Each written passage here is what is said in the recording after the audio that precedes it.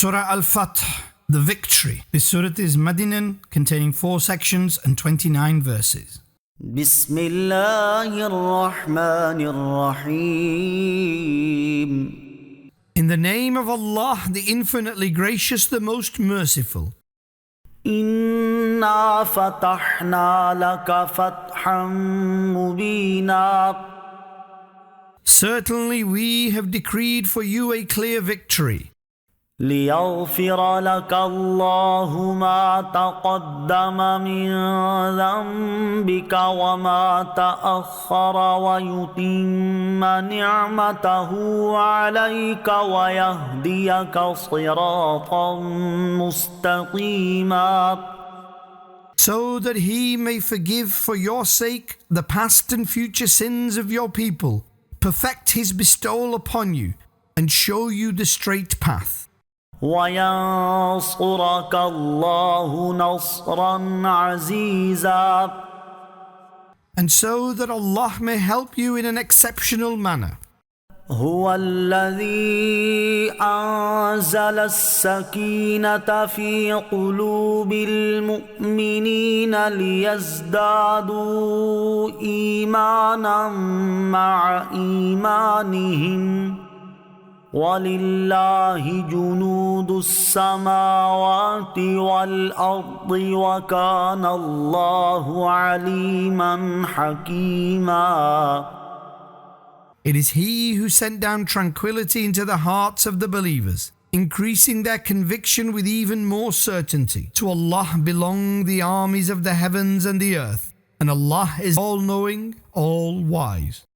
ليدخل المؤمنين والمؤمنات جنات تجري من تحتها الأنهار خالدين فيها ويكفر عنهم سيئاتهم وكان ذلك عند الله فوزا عظيما. So he may admit the believing men and the believing women into the gardens beneath which rivers flow, to reside therein forever and forgive their sins. This is the supreme achievement in the sight of Allah. ويعذب المنافقين والمنافقات والمشركين والمشركات الظانين بالله ظن السوء عليهم دائرة السوء وغضب الله عليهم ولعنهم وأعد لهم جهنم وساءت مصيرا. And so that he may punish the hypocritical men, the hypocritical women, the polytheistic men, and the polytheistic women who hold evil assumptions about Allah. They are beset by misfortune, and the wrath of Allah is upon them. He has deprived them of mercy and has prepared hell for them. What an evil place it is. ولله جنود السماوات والأرض وكان الله عزيزا حكيما. To Allah belong the armies of the heavens and the earth, and Allah is most exalted, most wise. إنا أرسلناك شاهدا ومبشرا ونذيرا. We sent you as a witness and a bearer of glad tidings and a warner. لتؤمنوا بالله ورسوله وتعزروه وتوقروه وتسبحوه بكرة وأصيلا. So that you people may believe in Allah and His Messenger, support Him, i.e. the Messenger, revere Him, and glorify Him, i.e. Allah, morning and evening. إن الذين يبايعونك إنما يبايعون الله يد الله فوق أيديهم فمن نكث فإنما ينكث على نفسه ومن أوفى بما عاهد عليه الله فسيؤتيه أجرا عظيما. Those who pledge allegiance to you are actually pledging allegiance to Allah. The hand of Allah is above their hands. So whosoever breaks his pledge only breaks it against himself. But whosoever fulfills his pledge with Allah, He will grant him the supreme reward. سيقول لك المخلفون من الأعراب شغلتنا أموالنا وأهلنا فاستغفر لنا يقولون بألسنتهم ما ليس في قلوبهم قل فمن يملك لكم من الله شيئا إن أراد بكم ضرا أو أراد بكم نفعا بل كان الله بما تعملون خبيرا. Now those who remained behind among the Bedouin will say to you, our wealth and our kin kept us occupied. So seek forgiveness for us. They will utter with their tongues that which is not in their hearts. Say, who has any authority over anything for you against Allah if He wills to harm you, or if He wills to benefit you? Rather, Allah is aware of all that you do. بل ظننتم أن لن ينقلب الرسول والمؤمنون إلى أهليهم أبدا وزين ذلك في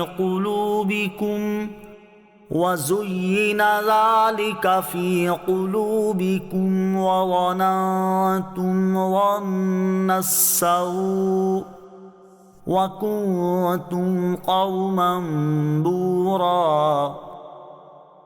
Rather, you thought that the messenger and the believers would surely never return to their families, and this was beautified in your hearts, and you had made an evil assumption, and you were a destroyed nation. وَمَنْ لَمْ يُؤْمِنْ بِاللَّهِ وَرَسُولِهِ فَإِنَّا أَعْتَدْنَا لِلْكَافِرِينَ سَعِيرًا. And whosoever does not believe in Allah and His Messenger, we indeed have prepared a blazing fire for the disbelievers. وَلِلَّهِ مُلْكُ السَّمَاوَاتِ وَالْأَرْضِ يَغْفِرُ لِمَن يَشَاءُ وَيُعَذِّبُ مَن يَشَاءُ وَكَانَ اللَّهُ غَفُورًا رَحِيمًا. To Allah belongs the kingdom of the heavens and the earth.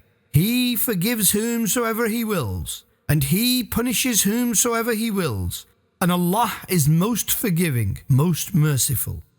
سيقول المخلفون إذا انطلقتم إلى مغانم لتأخذوها ذرونا نتبعكم يريدون أن يبدلوا كلام الله قل لن تتبعونا كذلكم قال الله من قبل فسيقولون بل تحسدوننا بل كانوا لا يفقهون إلا قليلا. When you will advance towards the spoils of war to collect them, those who remained behind will say, let us follow you too. They desire to change the word of Allah. Say, you will certainly not follow us. Thus Allah has decreed previously. So now they will say, Rather you are jealous of us. Rather they, the hypocrites, understand very little. قل للمخلفين من الأعراب ستدعون إلى قوم أولي بأس شديد تقاتلونهم أو يسلمون فإن تطيعوا يؤتكم الله أجرا حسنا وإن تتولوا كما توليتم من قبل يعذبكم عذابا أليما. Say to those who remained behind among the Bedouin, soon you will be called towards a ferociously violent nation. You will fight them, or they will embrace Islam. So if you obey, Allah will grant you an excellent reward. And if you turn away as you had turned away before, He will punish you with a painful punishment. ليس على الأعمى حرج ولا على الأعرج حرج ولا على المريض حرج ومن يطع الله ورسوله يدخله جنات تجري من تحتها الأنهار ومن يتولى يعذبه عذابا أليما. There is no blame upon the blind, and there is no blame upon the crippled, and there is no blame upon the sick. And whosoever obeys Allah and His Messenger, He will make him enter gardens beneath which rivers flow. And whosoever deviates, He will punish him with a painful punishment. لقد رضي الله عن المؤمنين إذ يبايعونك تحت الشجرة فعلم ما في قلوبهم فأنزل السكينة عليهم وأثابهم فتحا قريبا. Allah was pleased with the believers when they were pledging allegiance to you beneath the tree. So Allah knew what was in their hearts. Then He caused tranquility to descend upon them and rewarded them with an imminent victory. ومغانم كثيرة يأخذونها وكان الله عزيزا حكيما. And many spoils of war which they will take, and Allah is most exalted, most wise. وعدكم الله مغانم كثيرة تأخذونها فعجل لكم هذه وكف أيدي الناس عنكم ولتكون آية للمؤمنين ويهديكم صراطا مستقيما. Allah has promised you many spoils of war which you will attain. So He granted you this swiftly and restrained the hands of people from you, and that it may be a sign for the believers and He may guide you to the straight path. وأخرى لم تقدروا عليها قد أحاط الله بها وكان الله على كل شيء قديرا. And others which you do not have power over, Allah has encompassed them, and Allah has power over everything. ولو قاتلكم الذين كفروا لولوا الأدبار ثم لا يجدون وليا ولا نصيرا. And if the disbelievers fight you, then indeed they will turn their backs in retreat. Then they will neither find a supporter nor a helper. سنة الله التي قد خلت من قبل ولا تجد لسنة الله تبديلا. The way of Allah which has passed among the predecessors, and you will certainly not find change in the way of Allah. وهو الذي كف أيديهم عنكم وأيديكم عنهم ببطن مكة من بعد أن أظفركم عليهم وكان الله بما تعملون بصيرا. And it is He who restrained their hands from you and your hands from them in the valley of Makkah after He had given you power over them. And Allah sees all that you do. هم الذين كفروا وصدوكم عن المسجد الحرام والهدي معكوفا أن يبلغ محله ولولا رجال مؤمنون ونساء مؤمنات لم تعلموهم أن تطؤوهم فتصيبكم منهم معرة بغير علم ليدخل الله في رحمته من يشاء لو تزيلوا لعذبنا الذين كفروا منهم عذابا أليما.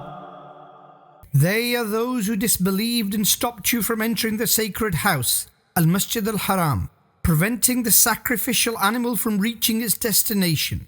Had it not been for the believing men and women in Mecca whom you did not know, we would have allowed you to overrun Mecca. You might have trampled them and been afflicted with guilt for what you did to them unknowingly. They were protected, so that Allah may admit into His mercy whomsoever He wills.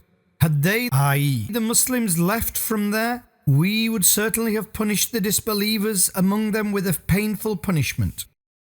إذ جعل الذين كفروا في قلوبهم الحمية حمية الجاهلية فأنزل الله سكينته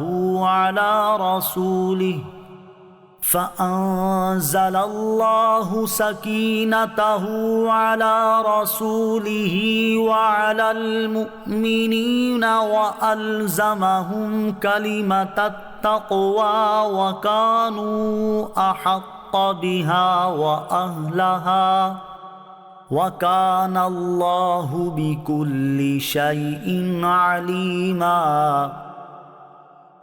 Dear beloved Prophet, remember when the disbelievers harbored obstinacy in their hearts like the obstinacy of the age of ignorance? But then Allah sent His tranquility upon His messenger and the believers, empowering them to uphold the testimony of faith upon them, for they had more right to it and were more deserving of it, and Allah knows everything.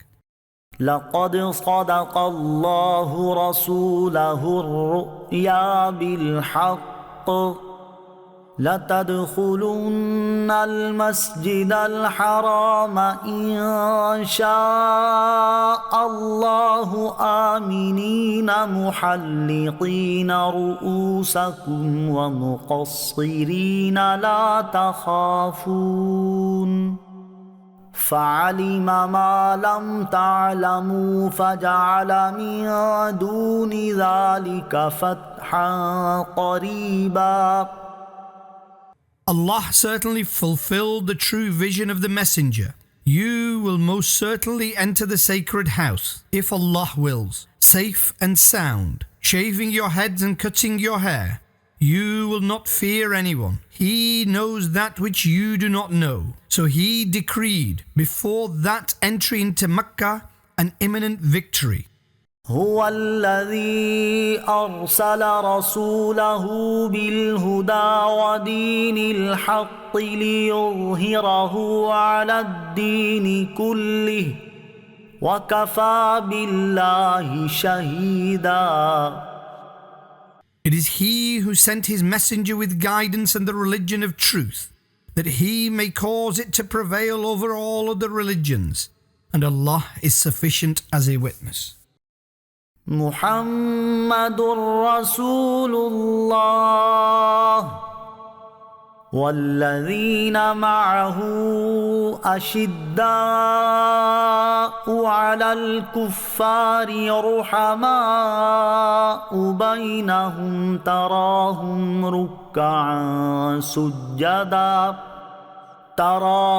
ركعا سجدا يبتغون فضلا من الله ورضوانا سيماهم في وجوههم من أثر السجود ذلك مثلهم في التوراة ومثلهم في الإنجيل